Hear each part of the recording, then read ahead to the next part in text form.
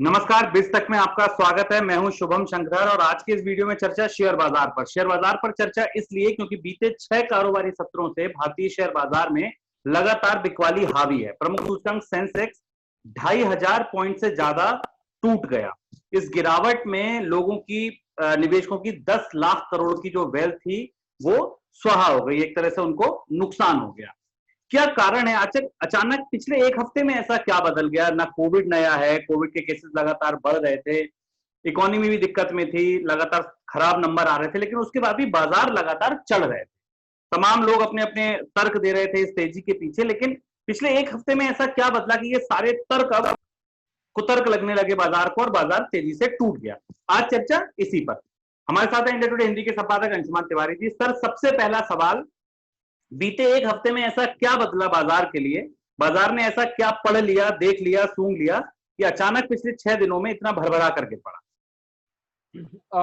शुभम, बाजार इस समय बहुत ज्यादा फंडामेंटल से ज्यादा टेक्निकल चार्ट्स पे देखने में समझ में आता है कि बाजार के भीतर क्या हो रहा है।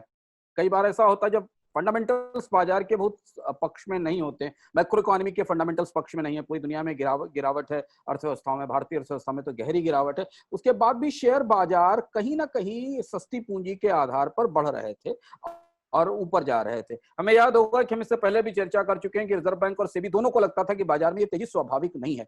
यानी कि ये बात करीब करीब अगस्त के दूसरे तीसरे हफ्ते से बाजार के भीतर चर्चा में आ चुकी थी कि ये तेजी कहीं से स्वाभाविक नहीं है। 7-8 अगस्त 9 अगस्त के आसपास से बाजार में इस तरीके का माहौल था कि एक करेक्शन, एक गिरावट, एक बड़ी गिरावट आने की संभावना है, क्योंकि कोई भी चीज उसे सपोर्ट नहीं कर रही थी। चाहे आप मैक्रो इकोनॉमी के फंडामेंटल्स ले लीजिए, चाहे आप कंपनीज की परफॉर्मेंस ले लीजिए, चाहे आप ग्लोबल मार्केट के सिनेरियो ले लीजिए। तात्कालिक तौर पर 2 ट्रिगर हुए। पहला ट्रिगर तो ये हुआ कि कोविड की दूसरी लहर आने का खतरा दिखाई दिया, ऐसा लगा कि दिख रहा है कि पूरी दुनिया में कोविड के केसेस वापस बढ़ रहे हैं, लॉकडाउन के खतरे हैं, खासतौर से यूरोपियन अर्थव्यवस्थाओं में बड़ा संकट है। दूसरा, सितंबर अक्टूबर नॉन तौर पर वॉलेटिलिटी के महीने माने जाते हैं। आमतौर पर इससे पहले भी सितंबर अक्टूबर के महीनों में काफी बदलाव होता है। दूसरी चीज, तीसरा, अमेरिकी चुनाव में जो बदलाव आ रहे हैं, जिस तरीके की घटनाक्रम आ रहा है, अमेरिका चुनाव की तरफ जा रहा है, जो दुनिया की सबसे बड़ी अर्थव्यवस्था है, उसको लेकर एक अनिश्चितता का दौर बना हुआ है। और आखिरी चीज है कि जब अंतरराष्ट्रीय अर्थव्यवस्था को लेकर नए आंकड़े आना शुरू हुए, जो अभी पिछले एक हफ्ते में आए कि नहीं, अमेरिकी अर्थव्यवस्था में जितनी गिरावट की संभावना है उससे कहीं ज्यादा गहरी गिरावट हो सकती है, यूरोप की रिकवरी में और ज्यादा समय लग सकता है, भारतीय अर्थव्यवस्था या एशियाई अर्थव्यवस्थाओं में भी गहरी मंदी आ सकती है। तो कहीं ना कहीं वो जो एक तिलस्म बना हुआ था ना तेजी का, जो पूरा तेजी का तिलस्म था, वो टूट गया। और तकनीकी तौर पर बाजार ने इसको टूटने में मदद की, क्योंकि बाजार इतना हैवी और इतना भारी हो चुका था, इसको कि हम बाजार की भाषा में बात करें तो बाजार ओवरबॉट पोजीशन तक जा चुका था। इसका छोटा सा संकेत आप देखिए, अगर बाजार में आईपीओ का आना और 100% सब्सक्राइब होना और 100 टाइम्स ऊपर लिस्ट होना ये बताता है कि बाजार में किस तरीके का सेंटीमेंट बना हुआ था, स्पेकुलेटिव सेंटीमेंट बना हुआ था। तो उस गुब्बारे को कहीं ना कहीं एक कील की जरूरत थी, और एक साथ कई सारी चीजें पिछले 7 दिनों में हो गई, जिसके कारण बाजार लगभग 3000 अंक गिर गया। लेकिन ये गिरावट शुभम उतनी महत्वपूर्ण नहीं, बाजार में एक दिन की गिरावट महत्वपूर्ण नहीं है। महत्वपूर्ण समझना यह है इस समय इस गिरावट का जो चरित्र है, इस गिरावट का जो ढांचा है, इस गिरावट का जो स्ट्रक्चर है, वो ज्यादा महत्वपूर्ण है, जिसे लोग गहराई से अब बाजार में करीब से समझ रहे हैं। समझ रहे हैं। आज एक्सपायरी का दिन था बाजार में। दूसरी चीज हमने देखी कि आज के जो गिरावट थी वो तीखी गिरावट थी। आज निफ्टी के 50 में से 49 शेयर गिरावट के साथ बंद हुए, लाल निशान में। Mid cap, small cap, bank Nifty, हर जगह गिरावट थी। क्या आपको लगता है कि ये जो चीजें बदली हैं, कितना ये आगे तक डेंट कर सकती है मार्केट को, और ये जो बाजार में गिरावट का दौर है कब तक थम सकता है या जारी रह सकता है अभी? तकनीकी तौर पर अगर देखें ना शुभम बाजार को करीब से, तो ऐसी गिरावटों को आमतौर पर मार्केट के एनालिस्ट फैटल डिक्लाइन कहते हैं। फैटल डिक्लाइन इसलिए कहते हैं कि उसमें 2-3 महत्वपूर्ण तथ्य जानना जरूरी है। जैसे आप एक छोटा सा उदाहरण लें, रिलायंस जिसने जो 6% से ज्यादा बढ़ा था, वो भी आज 2% 3% टूट गया। आमतौर पर ऐसा स्टॉक जिसने के साथ कोई भी निगेटिव सेंटीमेंट बाजार में कहीं नहीं है, दूर दूर तक नहीं। इन्वेस्टर्स भी आ रहे हैं, पैसा भी आ रहा है। करीब से देखें तो बाजार जो अपना मूविंग एवरेज है 200 दिनों का और जो 200 दिनों का एक्सपोनेंशियल मूविंग एवरेज है। ये दो पैमाने बाजार में इस्तेमाल किए जाते हैं, एक ऐसा जिसमें सामान्य रूप से बाजार निफ्टी किस तरह से मूव करता है और एक सबसे ज्यादा तेजी के दिनों में कैसे मूव करता है। उन दोनों के जो नंबर आज बाजार में तैर रहे थे वो माना जा रहा था कि बाजार कहीं 10,839 या 10,761 के आसपास बीच निफ्टी कहीं खड़ा हुआ है।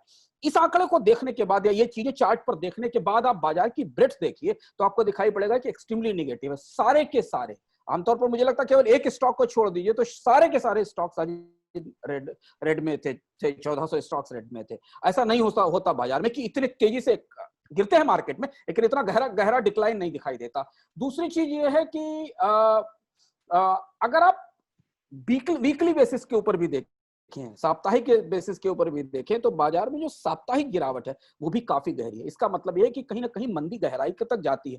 ऐसी परिस्थितियों में जो बाजार को दूर तक देखने वाले लोग हैं वो मानते हैं कि कहीं ना कहीं एक फियर फैक्टर, एक भय का माहौल बाजार में दिख रहा है। और लगभग ऐसी ही परिस्थिति हमने ग्लोबल मार्केट्स में भी देखी। कल जब ग्लोबल मार्केट में सेल ऑफ हुआ, हमने देखा कि कल थोड़ा डाउ ऊपर गया और उसके बाद बहुत तेजी से गिरा। यूरोपियन बाजारों में भी गिरावट आई। तो अगर आप टेक्निकल पैटर्न पर समझने की कोशिश करें, बाजार को भीतर से समझने की कोशिश करें तो आपको दिखाई देगा कि यूरोप के और अमेरिका के और भारतीय बाजारों में एक खास किस्म का संदेहास्पद या भय का माहौल बना हुआ है। और इसलिए हमने 7 दिन की लगातार गिरावट देखी और आज वो बाजार बुरी तरह टूट गया। अब जो नए लेवल्स चर्चा में बाजार में हैं वो काफी नीचे हैं और जैसे जैसे बाजार नीचे गिरता है और तकनीकी चार्ट्स पर गिरावट दिखाई देने लगती है, आशंका और डर और ज्यादा बढ़ जाते हैं। बढ़ जाता है बिल्कुल। आज की गिरावट में निफ्टी ने 11,000 का लेवल तोड़ा। सेंसेक्स 1114 अंकों की गिरावट के साथ 36,553 के लेवल पर बंद हुआ। बैंक निफ्टी 20,456 के आसपास और ये माना जा रहा है अगर 20,000 का लेवल टूटा तो बैंक निफ्टी में और गिरावट गहरा सकती है। एक इंपॉर्टेंट चीज सर यहाँ ये समझना चाहेंगे कि जब स्टॉक मार्केट टूटते हैं तो जनरली ये माना जाता है कि बुलियंस में तेजी आती है। ये माना जाता है कि ये इनवर्स चलते हैं कि बाजार टूटेंगे तो बुलियंस बढ़ेंगे, बुलियंस टूटेंगे तो बाजार चढ़ेंगे। लेकिन अभी जिस दौर में हमें जिस तरीके के बाजार हम देख रहे हैं उसमें बुलियंस हो, बेस मेटल्स हो, क्रूड ऑयल हो, कमोडिटीज हो, रुपया हो, मार्केट हो, सब कुछ क्यों टूट रहा है? ऐसे क्या मैक्रोज प्ले कर रहे हैं, डोमेस्टिक देखें या ग्लोबल लेवल पर देखें, कि सारी कमोडिटीज को, स्टॉक्स को, इक्विटीज को हर जगह ये सेल ऑफ दिख रहा है? इसकी वजह वही है। इसकी वजह ये है कि पहली चीज तो ये है कि कोविड को लेकर, चूंकि बाजार हमेशा पॉजिटिव साइड को देखते हैं, बाजार हमेशा उत्साह का खेल है। शेयर बाजार में हमेशा निवेशक इसलिए खरीदारी करते हैं कि नहीं आज खराब हुआ कल अच्छा होगा, कल थोड़ी सी चीजें बेहतर होंगी। और कोविड को लेकर वो आशंकाएं थी कि नहीं 2 महीने, 3 महीने, 4 महीने, 5-6 महीने से ज्यादा का समय बीत चुका है दुनिया की अर्थव्यवस्थाओं को और अभी भी कोविड से छुटकारे की कोई अंतिम सीमा या कोई समय सीमा नहीं दिख रही। वैक्सीन को लेकर किस्म के दावे हैं। जो नए आंकड़े आ रहे हैं वो बता रहे हैं कि वैक्सीन सफल होगी कि नहीं होगी, इसे भी सिद्ध होने में समय लगेगा, 6 महीने से साल भर का समय लगेगा। क्या केवल हर्ड इम्यूनिटी के बेस पर कोविड को रोका जा सकेगा? तो अब वो जो थकान, जो उत्साह की थकान है वो पूरी दुनिया में दिख रही। इसलिए जो रिवाइज्ड नंबर आना शुरू हुए मैक्रो पिक्चर्स के, वो रिसेशन को डाउन टर्न को रिसेशन के तौर पर प्रूव करने लगे। और क्लासिक केस रिसेशन का तब होता है जब सारे एसेट क्लास गिरना शुरू होते हैं।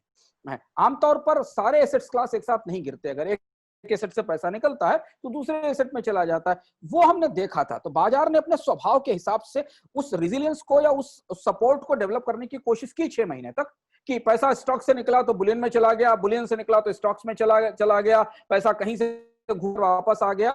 और जो इजी लिक्विडिटी या सस्ता पैसा, चाहे वो दुनिया के बैंक दे रहे हो या भारतीय बैंक दे रहे हो, वो दे रहे थे। लेकिन इसके बाद भी सबसे महत्वपूर्ण चीज जो ध्यान रखने वाली है कि मैक्रो इकोनॉमी को आप कभी भी इग्नोर नहीं कर सकते, डिनाई नहीं कर सकते। मैक्रो इकोनॉमी जो है वो हम हमेशा आकर फिर हिट करती ही करती है। जो बड़ी संख्याएं हैं, बड़े नंबर हैं, जीडीपी कैसे बढ़ेगा, लोगों की आय बढ़ेगी कि नहीं बढ़ेगी, खपत बढ़ेगी कि नहीं बढ़ेगी, विदेशी मुद्रा भंडार बढ़ेगा कि नहीं बढ़ेगा, निर्यात आगे जाएंगे कि नहीं जाएंगे, बैंकों की बैलेंस शीट का क्या होगा, ये जो बड़ी चिंताएं हैं जिन्हें आमतौर पर शेयर बाजार तात्कालिक घटनाओं के तौर पर, अगले हफ्ते में क्या होगा, किस कंपनी का रिजल्ट आने वाला है, किसको क्या ऑर्डर मिला है, इसके आधार पर चलने वाले बाजार अपने आप को यहां से भुलावा देकर पीछे रखने की कोशिश करते हैं। लेकिन मैक्रो हिट करती है, जब मैक्रो इकोनॉमी के फंडामेंटल्स हिट करना शुरू करते हैं, तो फिर बाजारों के लिए कितना भी उत्साह हो, खड़े रहना मुश्किल हो जाता है। और वो हम देख रहे हैं कि वो मैक्रो इकोनॉमिक फंडामेंटल्स हिट कर रहे हैं। यूएस का जॉब डेटा खराब है, यूएस में तो वैसे भी अमेरिका में गहरी अनिश्चितता है, जब तक चुनाव नहीं हो जाता, नतीजे नहीं आ सकते। अमेरिकन अर्थव्यवस्था से दुनिया को कोई नई दिशा मिलने की संभावना नहीं है। यूरोप में कोविड की दोबारा शुरुआत का खतरा दिखाई दे रहा है। सिर्फ एक चीन की अर्थव्यवस्था है जो बेहतर ढंग से थोड़ा बेहतर रिकवरी करती दिखा रही है। एक आखिरी सवाल, ये जो सस्ती पूंजी जो अब तक बाजारों को चला रही थी, वो तो अभी भी बनी हुई है। अभी भी तमाम केंद्रीय बैंक जो हैं या भारतीय रिजर्व बैंक है, कहीं किसी ने इंटरेस्ट रेट को बढ़ाने का संकेत नहीं दिया। इनफैक्ट फेड ने अपने लास्ट नोट में ये कहा कि अभी 2022 तक किसी भी तरीके की ब्याज दरें नहीं बढ़ाई जाएंगी। यूरोप, अमेरिका, भारत, जब सब जगह सस्ती पूंजी है, तब ये सस्ती पूंजी के दम पर जो अब तक चीजें चल रही थी, वो अब क्यों फिजल आउट हो गई? उसकी बात जैसा ने पीछे बताया कि लोगों को लग रहा था कि 3 महीने 4 महीने में परिस्थितियां सुधर जाएंगी, 2-3 महीने में परिस्थितियां सुधर जाएंगी, तो वो 3-4 महीने का रिस्क ले सकते हैं। अब आप अगर भारत के नजरिए से देखें, भारत में अगर आने वाले 6 महीनों में, 8 महीनों में, 1 साल में मांग बढ़ने की संभावना नहीं है, मांग निगेटिव होने वाली, तो आप कितनी देर तक किसी एफएमसीजी कंपनी का स्टॉक होल्ड करना चाहेंगे, कितनी देर तक उसमें निवेश करना चाहेंगे? क्योंकि कहीं ना कहीं तो फंडामेंटल्स आएंगे और वो अपने प्ले में आएंगे। तो जब शुरुआत में जो बाजार में एक ऑप्टिमिज्म बायस होता है, हमेशा बाजार में एक आशावादिता होती है, और शेयर बाजार उस आशावादिता के आधार पर उन नकारात्मक संकेतों को डिनाई करता है। इसीलिए सेबी ने और आरबीआई ने अपनी रिपोर्ट में इस बात को पकड़ा था और कहा था कि अगर आप कंपनियों की रेटिंग देख लीजिए, मार्केट में डिमांड देख लीजिए, इकोनॉमी के फंडामेंटल्स देख लीजिए, तो शेयर बाजारों में ये बढ़ोतरी स्वाभाविक हमें नजर नहीं आती। जैसे हमारे पास अभी मेरे सामने दूसरे लैपटॉप के ऊपर इकोनॉमी के हाई फ्रीक्वेंसी इंडिकेटर्स का हीट मैप खोला हुआ है।